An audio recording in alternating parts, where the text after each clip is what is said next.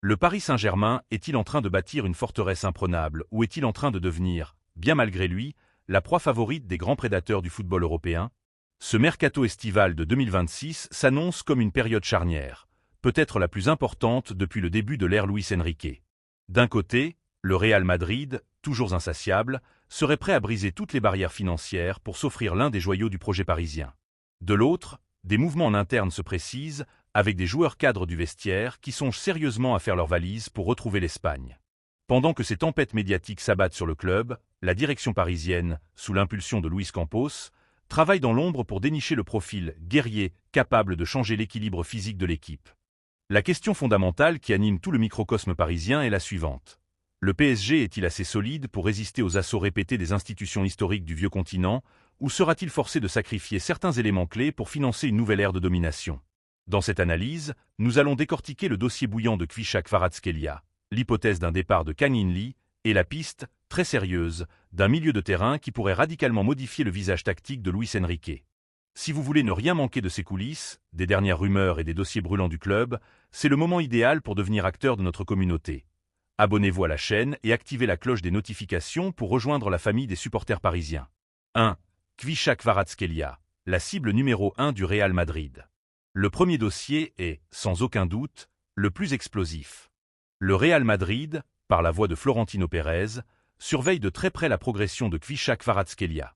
Selon nos informations, la Maison-Blanche serait prête à préparer une offensive historique avec une enveloppe pouvant atteindre les 150 millions d'euros. Une somme pharaonique qui témoigne de la volonté madrilène de fragiliser les fondations du PSG.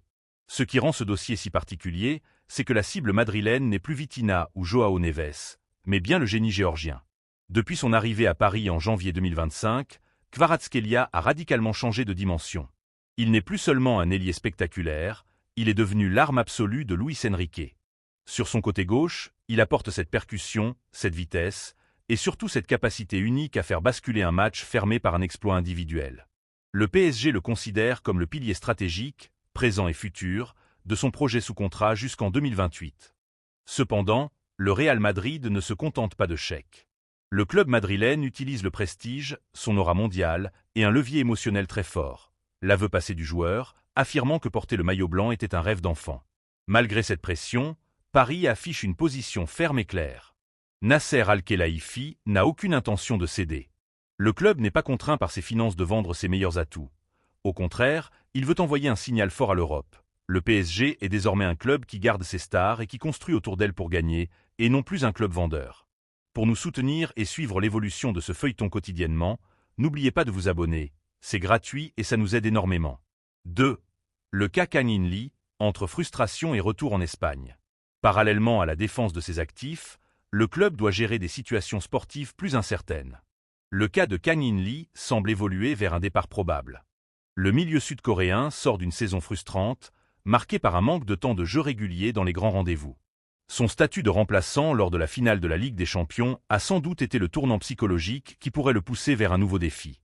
L'Atlético de Madrid suit ce dossier avec attention. Diego Simeone est un fervent admirateur de son profil technique, de son intelligence de jeu dans les petits espaces et de sa capacité à temporiser. Pour lui, un retour en Liga, un championnat qu'il connaît par cœur, serait une opportunité de se relancer dans une équipe taillée pour ses caractéristiques. Toutefois, Paris ne fera aucun cadeau. Si le joueur n'est pas intouchable, il reste un atout marketing colossal pour le club en Asie. Le PSG réclame une somme cohérente, aux alentours de 35 millions d'euros, pour entamer les négociations. Le club ne veut pas brader un talent qui, malgré son manque de réussite cette saison, garde une cote très élevée sur le marché international. 3. Scott McTominay. Le chaînon manquant? Le troisième dossier est peut-être le plus surprenant, mais il est hautement stratégique. Le PSG s'intéresse très sérieusement à Scott McTominay. Si le nom n'est pas le plus glamour du mercato, son profil répond à un besoin criant, de la puissance, de la verticalité et une présence athlétique dans l'entrejeu. Depuis son départ de Manchester United pour Naples en 2024, le milieu écossais a changé de statut. Champion d'Italie en 2025, il a prouvé qu'il était un joueur majeur, capable de marquer des buts décisifs, 14 réalisations cette saison, tout en étant un véritable box-to-box infatigable. Dans une Ligue des Champions où l'impact physique est souvent déterminant, McTominay pourrait être le joueur qui permet à Luis Enrique d'avoir un milieu plus complet, capable de soulager ses créateurs techniques en protégeant le bloc défensif. Néanmoins, le dossier est loin d'être simple. Naples souhaite le blinder jusqu'en 2030, et le Real Madrid, encore lui, pourrait s'immiscer dans les négociations sous l'impulsion de José Mourinho, qui connaît parfaitement le joueur et apprécie sa mentalité de soldat discipliné. Paris se pose donc une question cruciale. Est-il plus pertinent d'investir gros sur un joueur de 29 ans, prêt à apporter un caractère immédiat au vestiaire, ou de chercher un profil plus jeune à fort potentiel de revente? Ce mercato parisien ne fait que commencer et s'annonce comme un tournant majeur pour la direction sportive. Le PSG est à la croisée des chemins. Défendre ses joyaux, gérer ses départs tactiques et ajouter la touche de puissance qui manque au milieu.